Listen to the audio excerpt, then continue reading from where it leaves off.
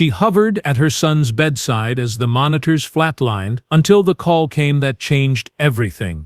The sound cut through her like a knife, a high-pitched, unbroken tone that sliced away what little hope she had left. Megan lunged forward, her body moving before her mind could process what was happening. Nurses flooded the room, their blue scrubs blurring as they surrounded Jamie's bed, blocking her view of her son's pale, 11-year-old face. "Step back, please," someone commanded, but her feet seemed fused to the cold linoleum floor. "Not like this.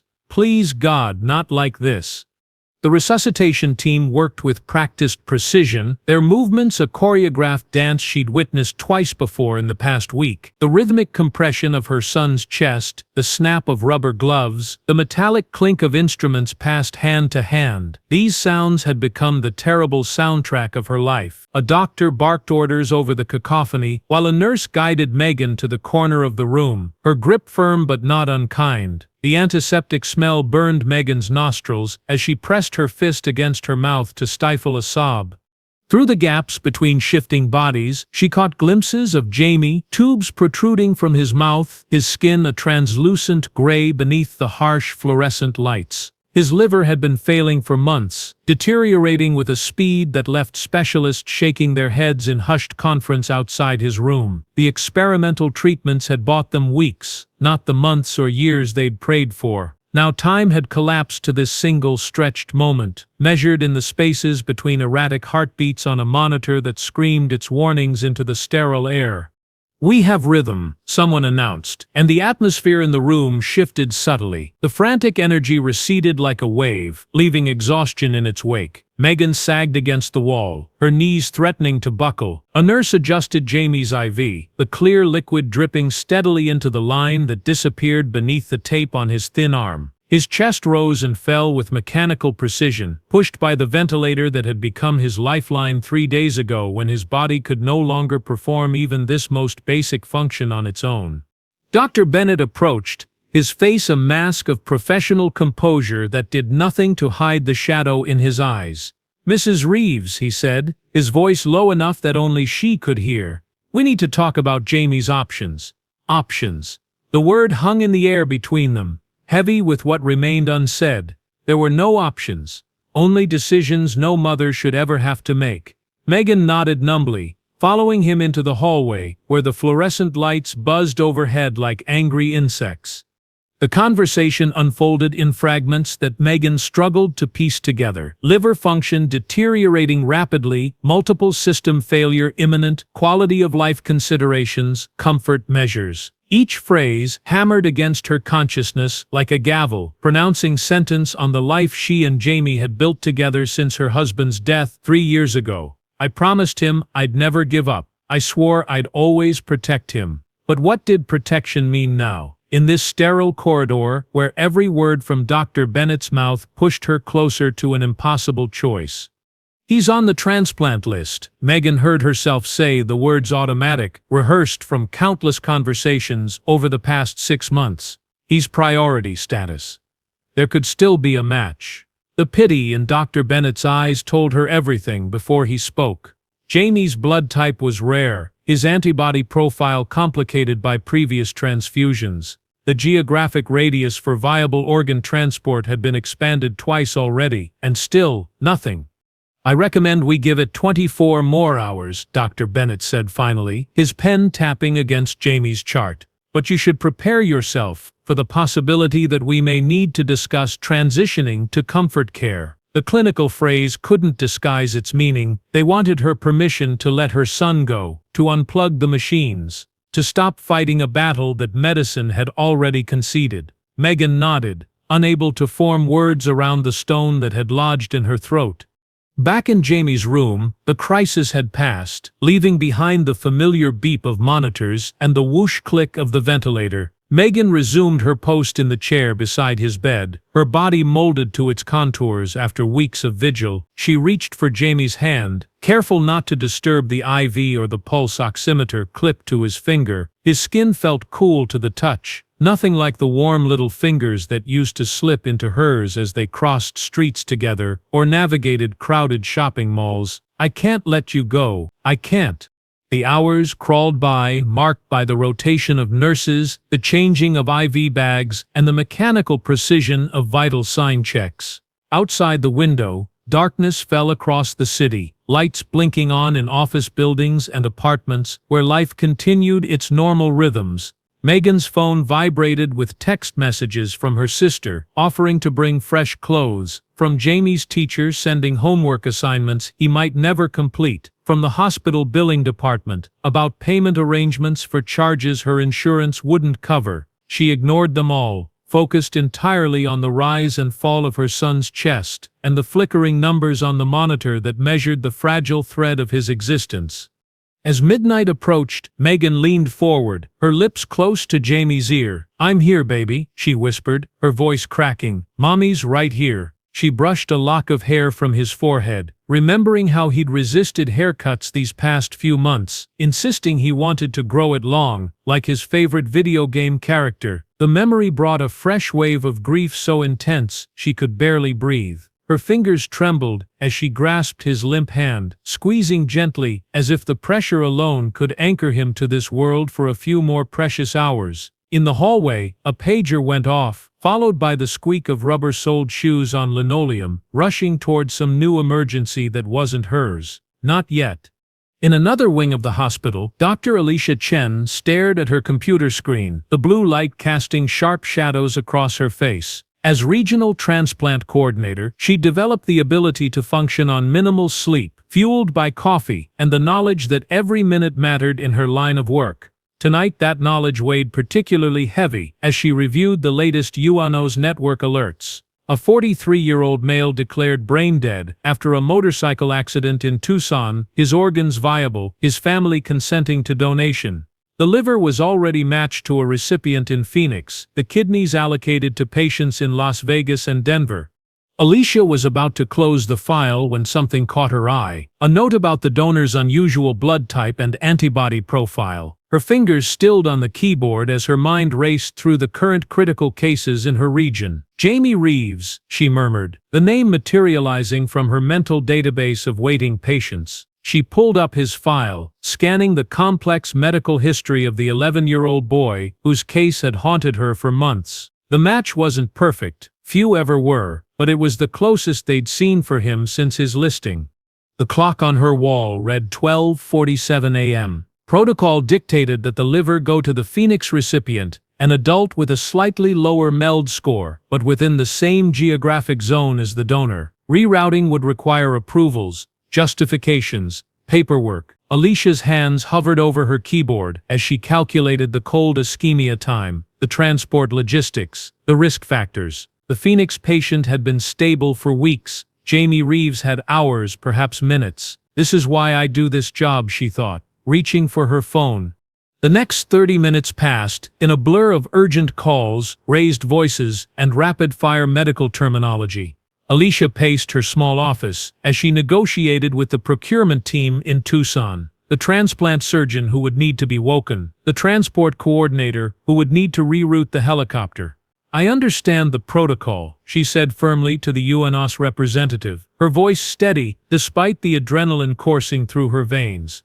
"But I'm exercising the urgent status override. This child will not survive without immediate intervention." As she hung up from the final call, Alicia allowed herself a moment of stillness. The decision was made, the machinery set in motion. Now came the hardest part, facing the mother whose hope she was about to resurrect, knowing that nothing in medicine was ever certain. She grabbed her lab coat and ID badge, rehearsing what she would say as she navigated the quiet corridors of the sleeping hospital. The elevator hummed softly as it carried her to the pediatric ICU, where night shift nurses moved like ghosts between rooms, their faces illuminated by the glow of computer screens and monitoring equipment. Outside Jamie's room, Alicia paused, watching through the glass partition as Megan Reeves bent over her son's bed, her shoulders shaking with silent sobs. The scene struck Alicia with physical force, the intimate tableau of a mother's grief, private and raw. For a moment, she questioned her right to interrupt this sacred space, to offer hope that might prove false. Then she remembered the statistics, the survival rates, the children she'd seen walk out of this hospital after everyone had given up. She straightened her shoulders and pushed open the door. The soft whoosh of the pneumatic seal breaking made Megan look up, her eyes red-rimmed and wary. She'd grown accustomed to middle-of-the-night intrusions, bringing only bad news. Alicia moved to the bedside, her steps measured, careful not to appear too eager or too hesitant.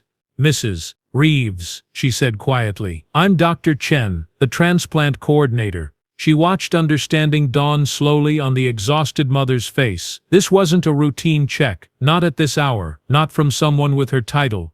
"We may have a match for Jamie," Alicia continued, her voice steady despite the gravity of the moment. "It's not perfect, but it's the closest we've seen, and I believe it's his best chance." She outlined the situation in clear, simple terms: the donor location, the expedited approval, the surgical team being assembled even as they spoke. With each sentence, she watched Megan's expression transform, hope creeping in around the edges of her despair, like dawn breaking through a long night.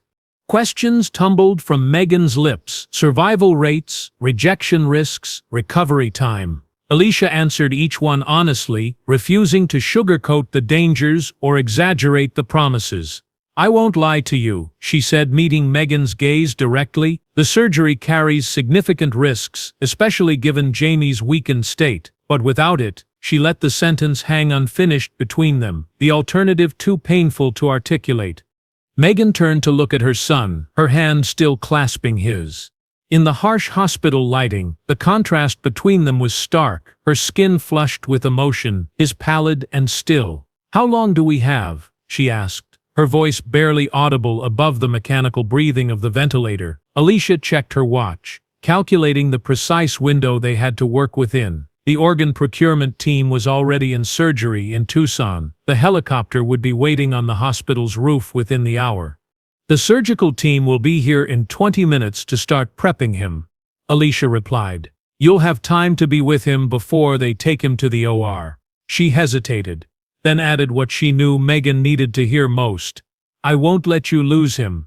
We're going to fight with everything we have." The words were unprofessional, crossing the boundary between clinical detachment and personal investment that doctors were warned to maintain. But in this moment, watching this mother cling to her child's hand as if it were a lifeline, Alicia couldn't bring herself to regret them. As if on cue, the door swung open again, and a surgical resident entered, clipboard in hand. "We're ready to begin pre-op protocols," he announced, his eyes darting between Alicia and Megan. The room suddenly filled with purpose, with movement, with the controlled urgency of medicine mobilizing against death's advance. Alicia stepped back, allowing the medical team space to work, but she caught Megan's eye one last time before turning to leave. In that brief exchange of glances past a wordless promise, they were in this fight together now, bound by the fragile thread of hope, stretching across state lines toward a donor whose final gift was speeding through the night sky. The pre-op room hummed with the quiet efficiency of medical professionals preparing for battle. Nurses moved around Jamie's bed, checking lines, confirming medications, updating charts. The anesthesiologist reviewed his history, frowning slightly at the complexity of his case, while a surgical resident marked incision sites with a purple marker on his abdomen. Through it all, Megan stood at the head of the bed, one hand resting on Jamie's hair, unwilling to break physical contact for even a moment. The antiseptic smell burned her nostrils, mingling with the metallic tang of fear that coated her tongue. Dr. Sanders, the lead transplant surgeon, entered the room with the confident stride of a man who held lives in his hands daily. His presence changed the atmosphere instantly. Backs straightened, voices lowered, movements became more precise. He spoke directly to Megan, his words crisp but not unkind. "The donor organ is en route and in excellent condition. We'll begin the procedure as soon as it arrives, which should be within the hour." He explained the surgery in broad strokes: the removal of Jamie's failing liver, the careful placement of the new one, the delicate connections of blood vessels and bile ducts that would need to be made.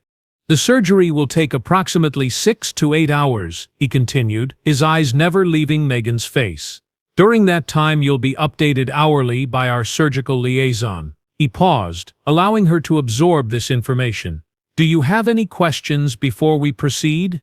Megan had dozens of questions about pain, about rejection, about whether her son would wake up still knowing her name, or remembering how to play his favorite video games. Instead, she asked the only one that mattered, what are his chances, really? Dr. Sanders' expression remained neutral, but his voice softened almost imperceptibly.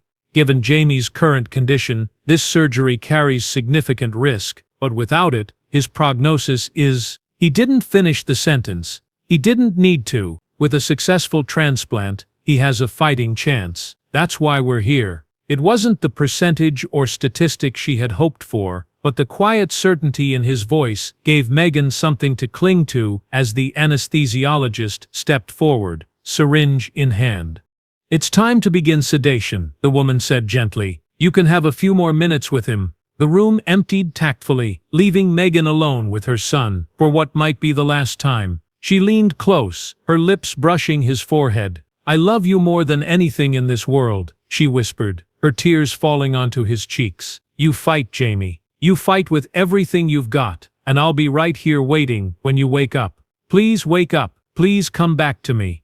The team returned, faces composed in professional masks that couldn't quite hide the weight of what they were about to attempt. The anesthesiologist administered the medication that would keep Jamie unconscious throughout the grueling procedure. Megan watched the drug flow through the IV line, imagining it spreading through his bloodstream, pulling him further from her reach. A nurse touched her arm, a silent signal that it was time to let go. With a final kiss to Jamie's forehead, Megan stepped back, her hands trembling as the bed was unlocked and wheeled toward the door. She followed as far as they would allow, through corridors that seemed to stretch endlessly under fluorescent lights. At the entrance to the surgical wing, a kind-faced woman in hospital scrubs intercepted her. Mrs. Reeves, I'm Sarah, the surgical liaison. I'll be with you throughout the procedure. Her hand on Megan's elbow was gentle but firm, steering her away from the double doors through which Jamie had disappeared. The surgical waiting room is this way. We've made arrangements for you to have a private space. The waiting room was a small alcove off the main surgical floor, furnished with chairs upholstered in easy-to-clean vinyl and a coffee table stacked with outdated magazines. A television mounted in one corner played a home renovation show with the volume turned low. Sarah showed Megan to the room, explaining the hourly updates, pointing out the coffee machine and restrooms nearby. Is there anyone you'd like us to call, family or friends who could wait with you? The question hung in the air, highlighting the profound isolation of Megan's vigil. My sister, Megan said finally, fumbling for her phone. She'd want to know. As she dialed the number, the reality of what was happening crashed over her with new force. For months, she had existed in a limbo of desperate hope and preparing for the worst. Now that hope had materialized in the form of a donor liver speeding through the night, and the weight of possibility was almost more than she could bear. Her sister answered on the third ring, voice thick with sleep, then instantly alert at Megan's news. I'm on my way, she promised. Don't be alone, not for this.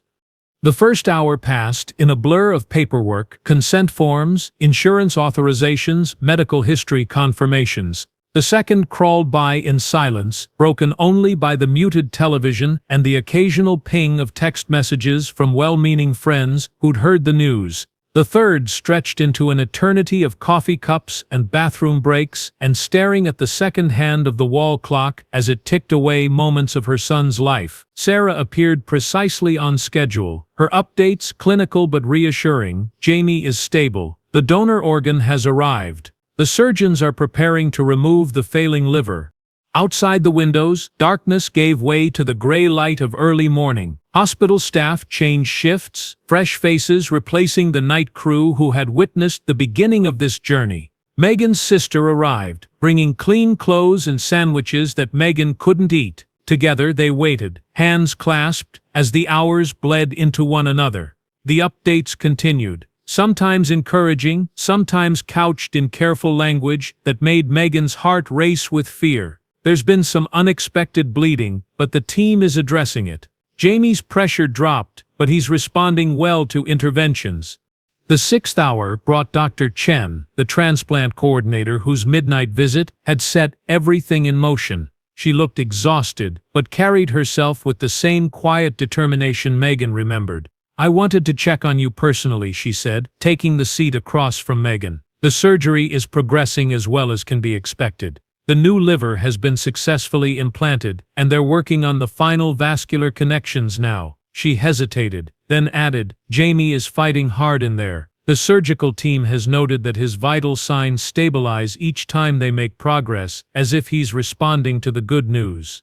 Hope flared in Megan's chest, bright and painful. She wanted to believe that somewhere beneath the anesthesia and trauma, her son was still there, still fighting, still responding to the battle being waged for his life.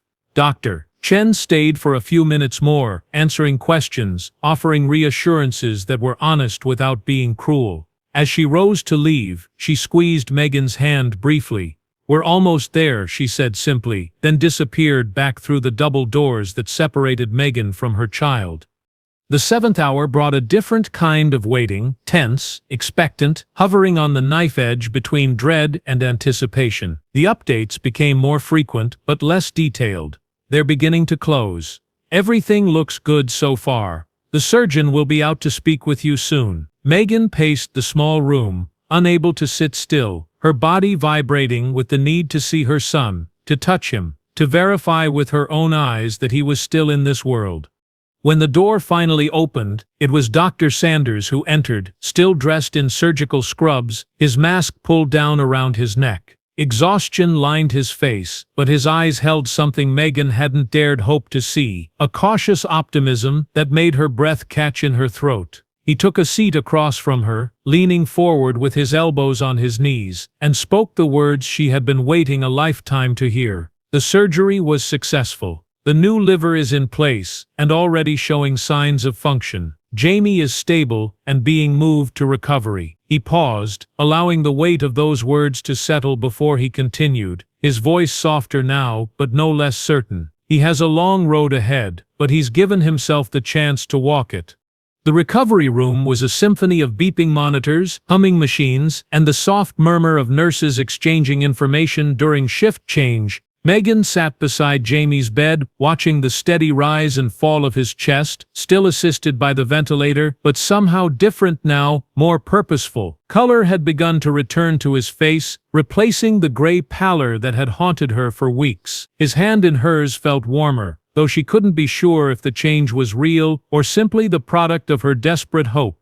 Dr. Sanders had explained what to expect in the hours following surgery, the critical window when they would watch for signs of organ rejection, bleeding complications, or infection. Jamie would remain sedated and intubated for at least 24 hours, allowing his body to focus entirely on accepting the new liver that now filtered toxins from his blood.